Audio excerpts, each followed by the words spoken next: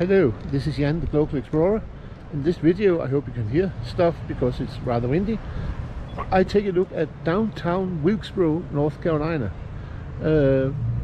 Right now I'm at the central square. The building on the left-hand side is known as Old Smithy's Hotel. It's not a hotel anymore, but it used to be. Today there are flats upon the upper floors, and there is, as you can see, restaurants and shop on the lower floors. And this is actually the central square. It has been renovated since my first visit here many years ago, actually 18 years ago, but it's still a more, maybe even more beautiful place than it was then. Right here is the old courthouse from 1902. Today it served as Wilkes Heritage Museum. If I turn around, you will see what is known as the Ferguson Building. The Fergusons were a family with Scottish heritage that meant a lot to this area. Jesse T. Ferguson was a local grocer who built this building. He later became a sheriff of town from 1870 to 1874. And another glimpse of the old courthouse. And the mural on the building across the street from here is depicting famous folk singer, bluegrass singer Doc Watson, Arthur Doc Watson, 6 times Grammy Award winner. He was born here in Wilkesboro, and he was the man behind what is known as the Merle Fest, the largest bluegrass festival in USA, with more than 75,000 spectators each year. The festival is held at the community college, the Wilkes Community College, but here we have now the late Arthur Watson, who welcomes people to Wilkesboro. There was a little truck there. Across the street where now is a music store, a music instrument store. It used to be a very well-known candy store called Sweet Smiles, but apparently this has disappeared since my last visit. Too bad. It was a very interesting store with old-fashioned candy. The square right in front of me is actually a fountain where children used to run through in the summertime, but there's no water right now, so probably April is too early for the water to be turned on. Beneath this gun, or rather beneath the plaque in front of the gun, is buried a time capsule. It was buried in 1996, commemorating the 200th anniversary of Wilkes County, who was actually founded in 1777, not 1776, but I think they did it, well, when United States was 200 years old. I will give you a brief tour of the museum. I won't speak much in here, but just to show you what the museum, the Heritage Museum, contains.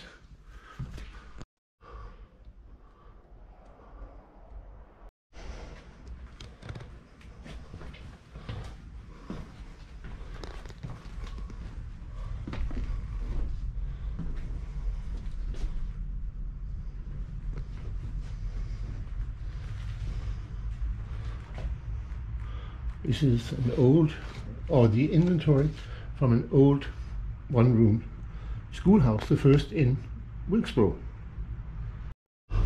And actually pictures from the Merle Fest. In the center is blind musician Doc Watson and his son Merle, who was killed at an early age in a traffic accident, and thus Doc Watson arranged the Merle Fest.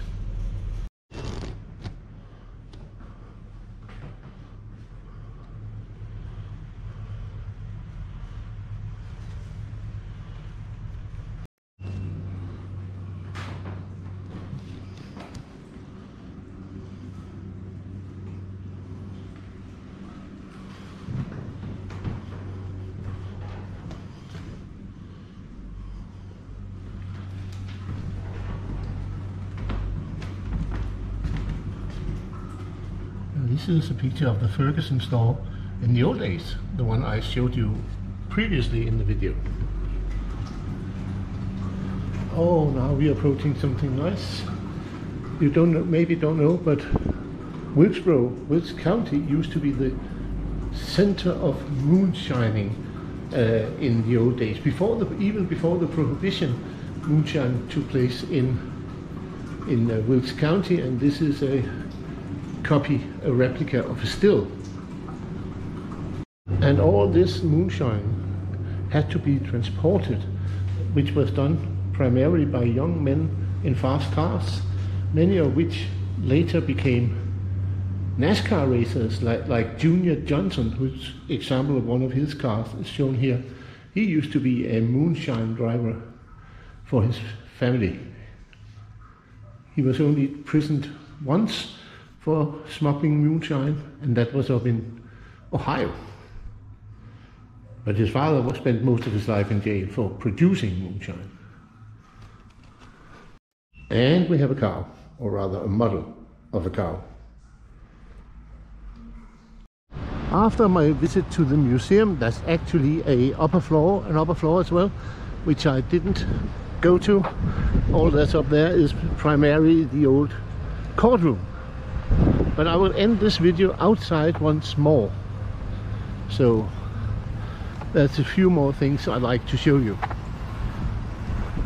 But it's not that easy to see from the outside, but on the left-hand side of the jail in this angle was the jailer's home, and the jail was on the right-hand side with a bars for the window. The jailer lived here with his wife and children, and one of his wife's tasks was to cook food for the prisoners. The building in front of me is known as the Robert Clevelans Lockholm. It was built around 1779. Robert Clevelans was a captain during the Revolutionary War. He was a brother of Revolutionary War hero Benjamin Cleveland, and fought in the war, and after the war he built this home. It was originally outside Wilkesboro but was moved here at some time. In this actually small home lived at one time 29 people. Robert Clevelans, his wife, their 15 children and 12 slaves. The slaves were kept under the floor at the nighttime. As you can see, there are bars for the windows at the bottom floor or the basement, so they didn't escape. It was not a good time for slaves, it never was actually. Together with his brother Benjamin Cleveland, he fought at the famous battle of King's Mountain, where the British major who was commanding the British troops, Patrick Ferguson, was killed, which meant that Cornwallis, not only that he was killed, but also the defeat of the troops meant that General Cornwallis left the Carolinas. And this is the old Wilkes Jail from 1859.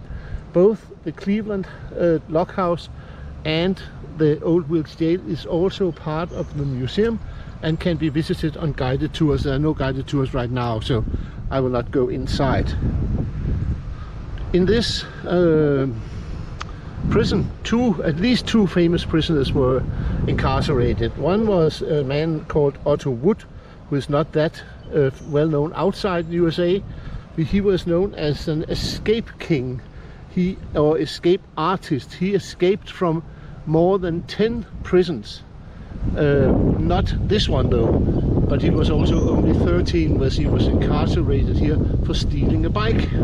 Unfortunately, he didn't know how to ride the bike, so he just pulled it and was easily overtaken by the sheriff.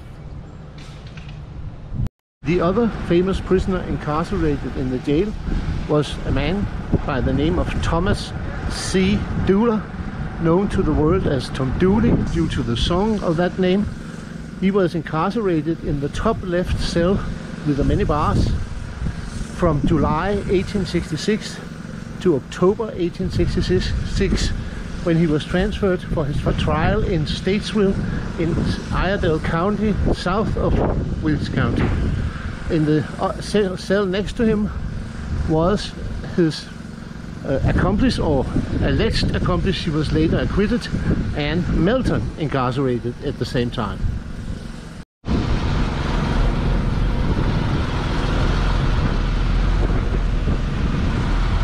And with a final glimpse of this central square in Wilkesboro, I will end this video. I have been Dan, the Global Explorer, exploring downtown Wilkesboro. If you want to watch more videos from me, click the subscribe button and press the bell in order to get alerted whenever I upload new videos. Thank you for watching.